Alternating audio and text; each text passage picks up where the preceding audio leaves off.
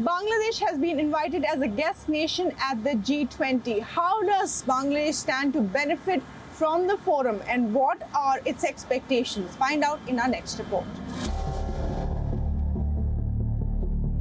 She meets Russian Foreign Minister Sergei Lavrov on the 7th of September. On the 11th, French President Emmanuel Macron is all set to meet her in Dhaka.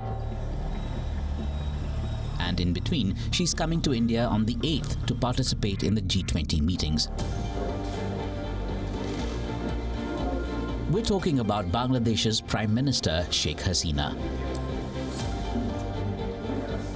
Just last month, Hasina visited Johannesburg in South Africa to attend the 15th BRICS summit at the invitation of President Ramaphosa. Back in June, Bangladesh formally requested membership of the BRICS, but it didn't meet the cut. We have come here to BRICS outreach to reaffirm our solidarity with Global South. And now, Bangladesh is attending the G20 summit in New Delhi. The country is participating in all meetings as the only invited guest country from South Asia. It has a seat at the high table with India's other G20 guests: Egypt, Mauritius, the Netherlands, Nigeria, Oman, Singapore, Spain, and the United Arab Emirates. So what message is Dhaka sending with its high-profile visits and agreements with different countries at such platforms? The last 2 months has, I think, elevated Bangladesh's position in the eyes of the world with its invitation to attend the BRICS summit in Johannesburg. And later this week, on 9th and 10th September, Sheikh Hasina, the Prime Minister of Bangladesh, will be representing Bangladesh as a guest country, invited by India and the only country in South Asia to attend the G20 summit. As far as Bangladesh is concerned, it's good news all around. So I think Bangladesh's moment is now. Bangladesh sees its series of engagements with the group under India's presidency this year as a big honor for the country. It is also expected that the long-pending Tista water-sharing issue will come up in the meeting between the prime ministers of both countries on the sidelines of the summit. Tista water is crucial for irrigation in the northern part of Bangladesh, especially during the lean period between December and April. Bangladesh has been waiting since 2011 to get a Tista water-sharing treaty signed.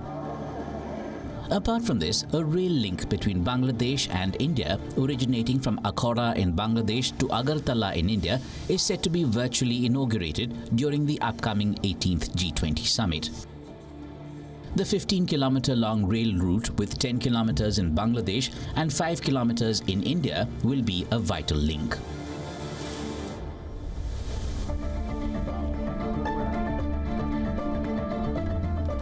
Just after the G20 summit, the French president will be visiting Dhaka.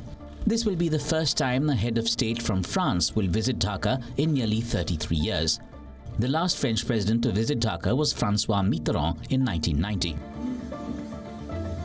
In another bilateral boost, Russia's Sergei Lavrov is the first foreign minister of Russia to visit Bangladesh in its history.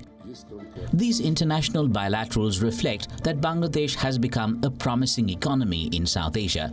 G20 is a platform towards this end. Its economy is booming.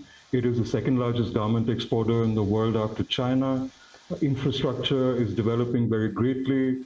And of course, it's emerged as India's largest trading partner in South Asia. I would place this as a great opportunity for Bangladesh to showcase itself, its productivity, and also to place its ever-improving CV, if you will, in front of the world when it attends the G20 high table in New Delhi.